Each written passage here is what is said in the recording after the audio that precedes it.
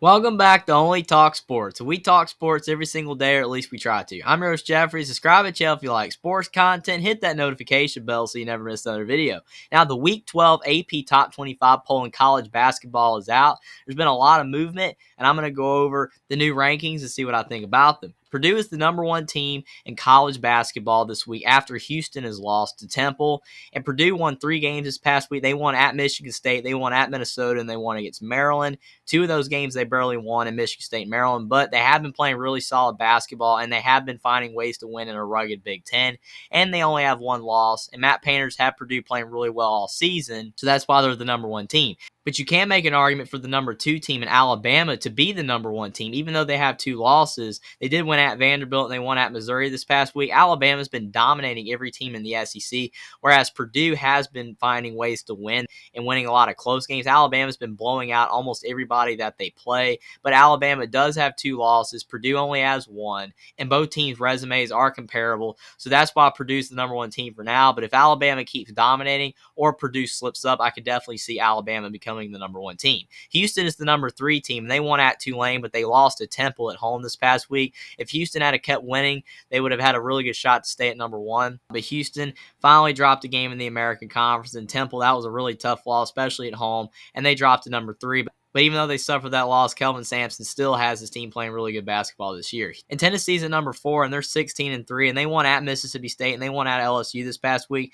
After that slip up to Kentucky, Tennessee's been playing better basketball again, and they've moved up 5 spots in the AP poll because of it. And if Rick Barnes can continue to have Tennessee winning in the SEC, they can move up if one of the top 3 teams loses. Kansas State's at number 5, and they move up 8 spots, and they won against Kansas, and they beat Texas Tech this past week. Jerome Tang's team has been playing fantastic basketball all year. They have been one of the biggest surprises, if not the biggest surprise in college basketball this year. No one expected K-State to be in the top 5, but here they are right now, and if they keep winning in the Big 12, they definitely will stay in the top 5. Arizona's at number 6, and they won against USC, and they won against UCLA this past week. Arizona has had a few tough losses this year to some of the lower teams in the Pac-12, but Arizona got together this week and got 2 big wins, and it looks for now as if Arizona is righted the ship. Virginia's at number 7, and they won against Virginia Tech, and they won at Wake Forest this past week. They have 3 losses as well, but Tony Bennett's squad has been playing better basketball as of late, and they've been rapidly climbing in the AP poll. UCLA's at number 8, and they have 3 losses this year, and they won at Arizona State, and they lost at Arizona this past week. There's no shame in losing at Arizona,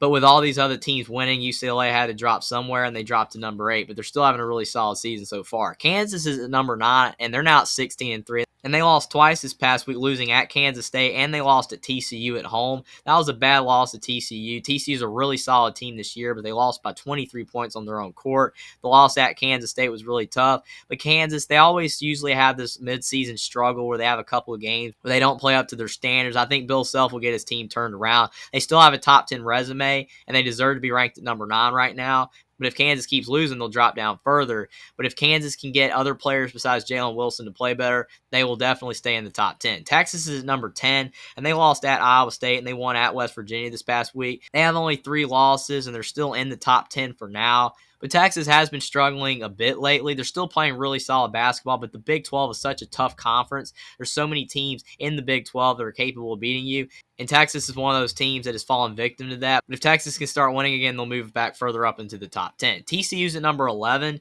and they lost at West Virginia, and they won at Kansas this past week. That was a really tough loss at West Virginia. Probably one of TCU's worst performances of the season. But then they bounced back, and they went at Fog Island Fieldhouse. That was a fantastic win for Jamie Dixon's club, and that has really helped TCU move up in these top 25 rankings this week. Iowa State's at number 12, and they won against Texas, and they lost at Oklahoma State this past week. Iowa State still has a really good resume. And that's why they didn't move down any spots, and also other teams lost as well. That was a tough loss at Oklahoma State, but overall the Big 12 is such a tough conference. They have a great resume and other teams losing. That's why TJ Otzelberger's team is still a top 15 squad. Xavier's at number 13, and they lost at DePaul, and they won against Georgetown this past week. Xavier was on a roll. They had won 11 games in a row until losing at DePaul. That was a really tough loss, coming off a big win over Marquette.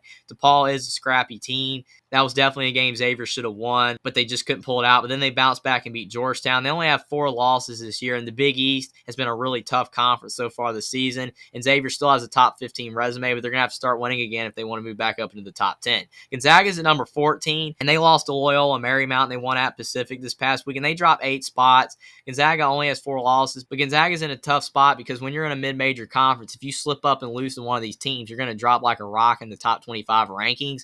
And a lot of these teams in the West Coast Conference this year are really solid. Santa Clara, Loyola, Marymount, BYU, St. Mary's. There's just so many teams that are capable of beating Gonzaga, especially because Gonzaga does not seem to be as good of a team as they've been the last few years. They're still a really solid team, and I still think Gonzaga is going to have a really good rest of their season and potentially a deep NCAA tournament run. But when Gonzaga loses to a team like Loyola Marymount, they're going to drop far in the top 25 rankings like they have, even though Loyola Marymount is a solid team.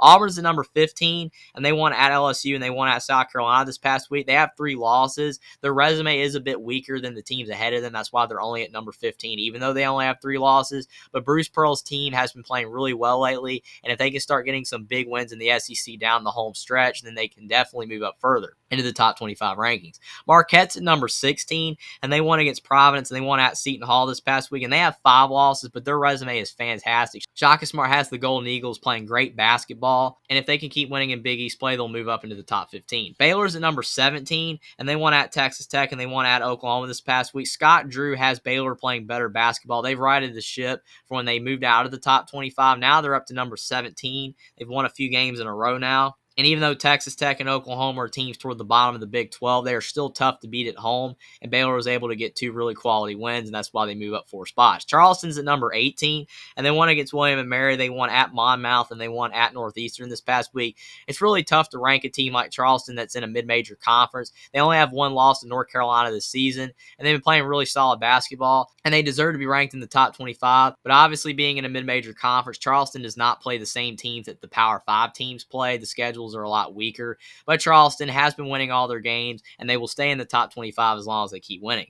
UConn's at number 19, and they lost at Seton Hall, and they won against Butler this past week. UConn's really been slipping. They were a top 5 team for a lot of the season, but they've been losing games left and right. That Seton Hall loss was really tough, but they were able to bounce back and beat Butler to stop the bleeding and potentially fall out of the top 25. But UConn's going to have to right the ship if they want to move back up in these rankings. Miami's at number 20. And they have 4 losses this year, and they won against Syracuse, and they lost at Duke this past week. That Duke loss was really tough. They played really well in that game, but they just fell short. But that win over Syracuse for now is keeping them in the top 25, but they're going to have to start winning some more games in the ACC if they don't want to fall out of the top 25.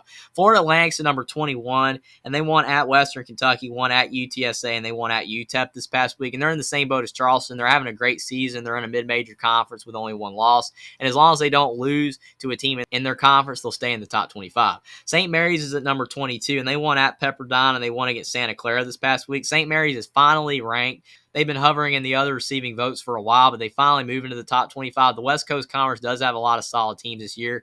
And as long as St. Mary's keeps winning, and if they find a way to beat Gonzaga, they'll definitely make a big jump in the top 25 rankings. Providence is at number 23, and they lost at Marquette, and they won against DePaul this past week. They have 5 losses. Ed Cooley's teams had a really solid year. They've been playing really well in the Big East, but they're starting to stack up more losses, and even though most of their losses are to really good teams, they're going to have to start winning some more Big East games if they want to stay in the top 25. Clemson's at number 24, and they have 4 losses this year, and they lost at Wake Forest, and they won against Virginia Tech this past week. Wake Forest is a really solid team. It's not necessarily a bad loss, but then they barely beat Virginia Tech. If they had lost that game, they would have fallen out of the top 25.